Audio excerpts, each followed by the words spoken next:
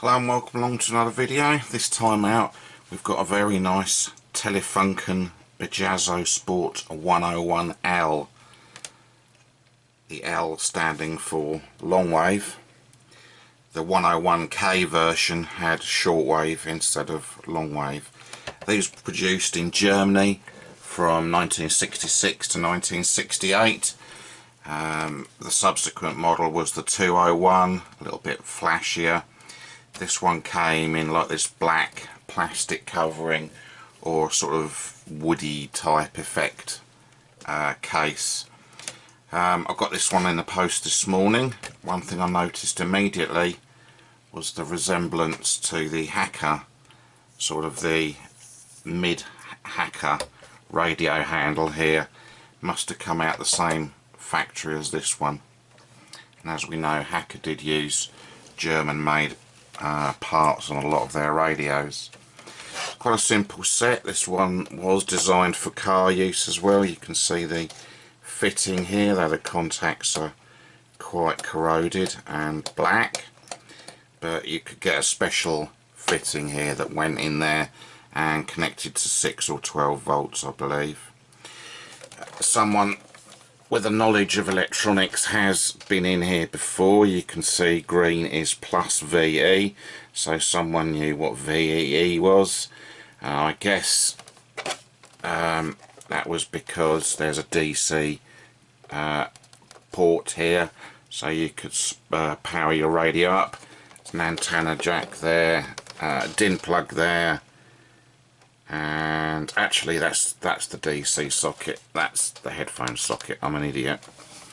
So someone's been inside. I guess these two fittings on the back here were for a sort of sheet metal shelf to hold the radio in your car, so it would be clipped in like that. I don't really know. Has got a nice area on it that's dead straight. I'm still to work out what this thing is. It might be a car aerial trimmer, I guess. I'm not sure. It seems a little pot. Now the set wasn't working at all. I have actually had it apart. You could hear when I plugged headphones in, you couldn't hear anything through the speaker. When I plugged my headphones in, you could hear the power amp like a click, you know, like if you were to switch a big stereo amp on, you'd hear that thump. Well, that's what I could hear through this one, though it was more of a little click. So using my signal tracer around, I could hear it was actually receiving. It was a problem with the volume control. Now I've clicked it back and forward several times and it is actually working now. The set works. The main problem with this set now is the medium wave, long wave tuning gang is completely jammed up. It won't move. It's absolutely solid. FM no problem. Medium wave lock solid. And that's where the grease in the tuning capacitor has hardened up. A familiar problem in Telefunken, Grundig, Blaupunkt radios. They all use that dark grey coloured tuning cap.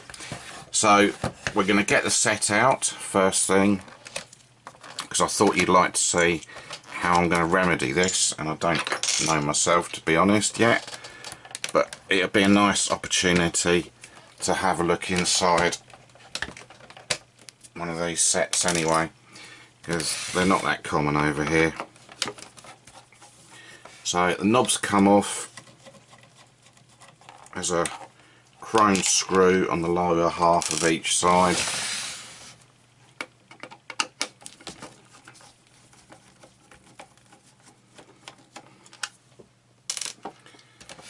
And then the case just pulls up with a little bit of help. There we go. Just a simple case. I think it's clipped in here, look, here and here. That holds the bottom in. Very much like a Grundig set in that respect, where the case just pulls off like the Melody Boy and the Yacht Boy and things.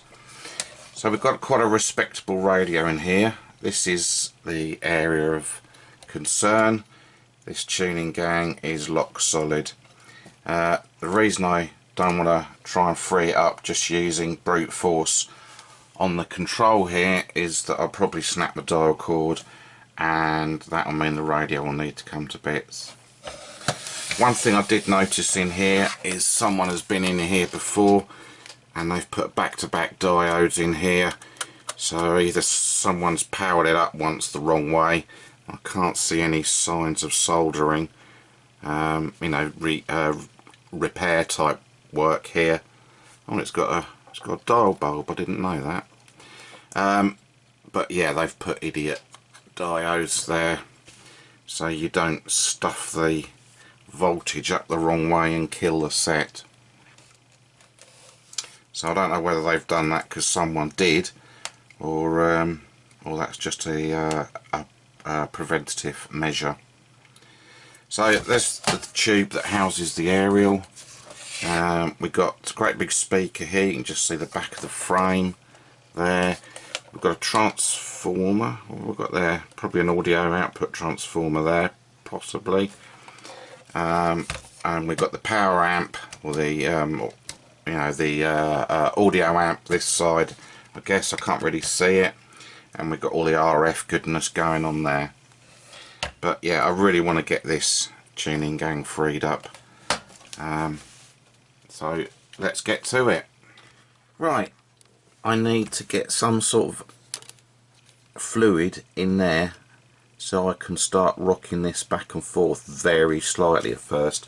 I don't want to give it, you know, a good twist in case the dial cord breaks. So I'm going straight in with the hard stuff. I've got some lighter fluid here, and I've got a pipette, and I'm going to flood this area, and this is going to take some time, so it's not going to be instant. And of course this will evaporate fairly quickly, but it might give me a good start. Let's tip some down this side. No doubt there's a great big puddle of lighter fluid under the radio now. This stuff always worth having several cans of this lighter fluid around. It's highly flammable, but it's very good if you've got awkward cleaning jobs. So I'm going to put a bit more in there.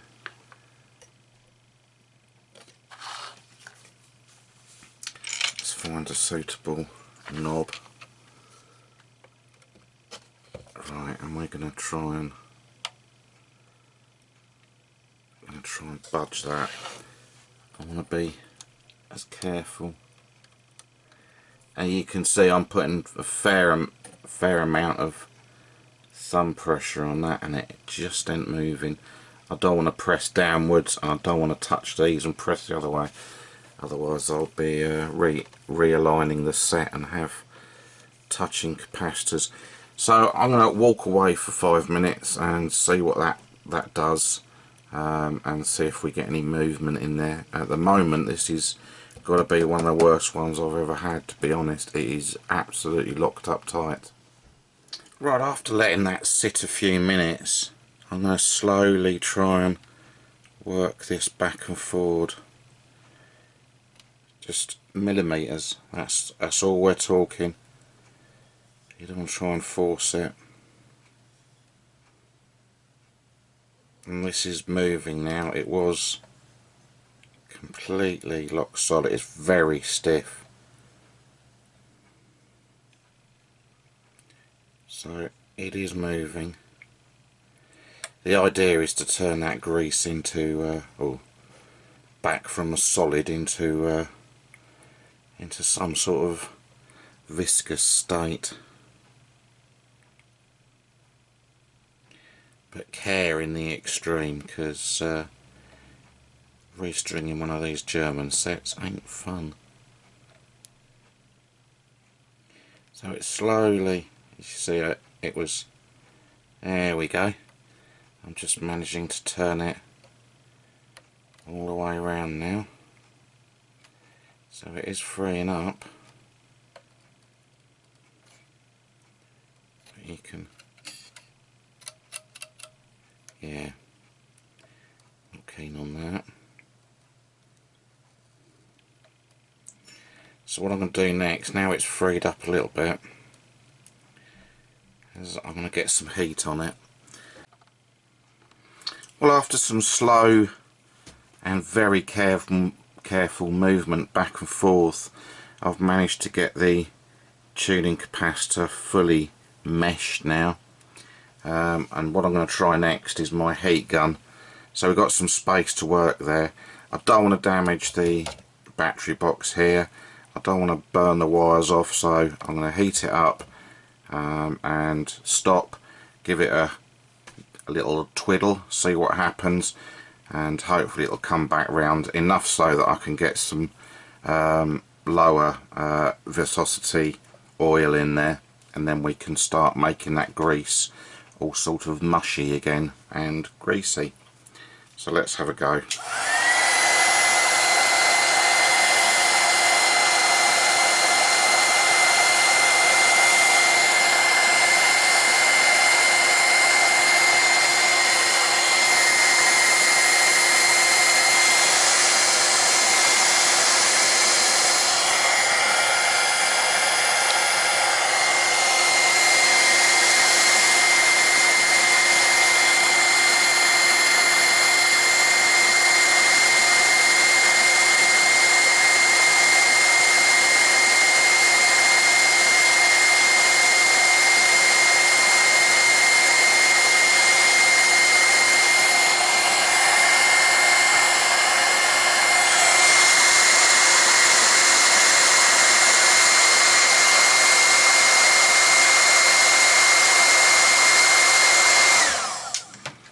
Ah, the smell is lovely.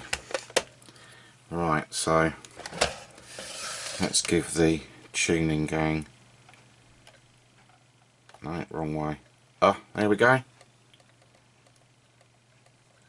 Now in about 5 minutes time that's going to lock up solid. Again, as the grease hardens, that is going to lock off. Now that wasn't moving at all. I couldn't even move it with this because it would just slip, the dial cord will just slip.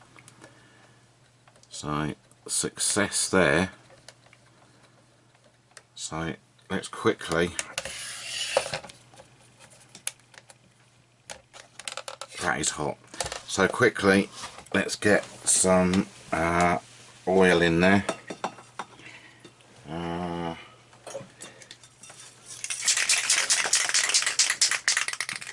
Let's give it a spray under here.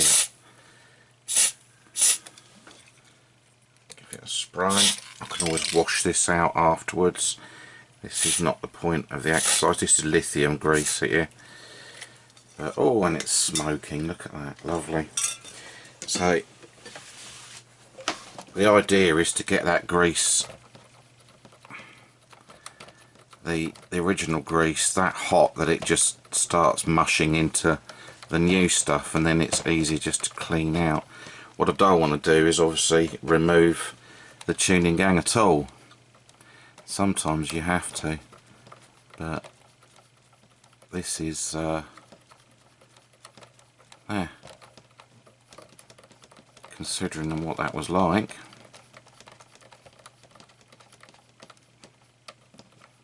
Done. As I say, this will seize up again, but hopefully I've got some of that newer grease in there, so we get half of the old and half of the new, you know, or a little bit of the old and, sorry, a little bit of the new and, you know, quite a lot of the old, and then mix it up again, put some more new grease, and eventually it should free up and be as good as new. But that was the object of the exercise. Well, it's a few hours later and I've let the tuning gang cool completely down, and thankfully the medium wave, long wave gang now moves exceptionally freely. I went and use some solvent and clean some of the excess lithium grease out of there. In fact, nearly all of it. I gave it a good old soaking. So happy with that, that works now. The radio does actually work and receive. The switches need a damn good clean, so that's the next priority. One thing I want to point out, I don't know if you can see it on here so well, is that you've got all these calibration marks for when you align the radio here, look. So FM, bottom there, and these little pips, and then the frequency. Very smart indeed. So that's the next job. Clean this switch bank here. It's a little bit crusty. Medium wave did come to life, but it worked a lot better if I put my finger on it there, and the same with long wave. So there's obviously some crud and stuff, which you can probably see by the fluff. There's some probable oxidized contacts in the switch bank there. After that's done, I'm going to change all the electrolytics in here, because there have been reports of those going bad, Fracco and Elner and things like that in there. And I did point out that I thought that was like a aerial trimmer thing. It's in fact the tone. It doesn't say anything on it, but you can probably see there's a capacitor connected from it here going to the volume control. So that's obviously some sort of frequency cut there. There might be a resistor in. Yeah, oh no, there's two capacitors and a resistor. Not sure. Two capacitors certainly going there, so that provides some sort of frequency roll off, and we get a free spider web as well. So that's the plan of action next.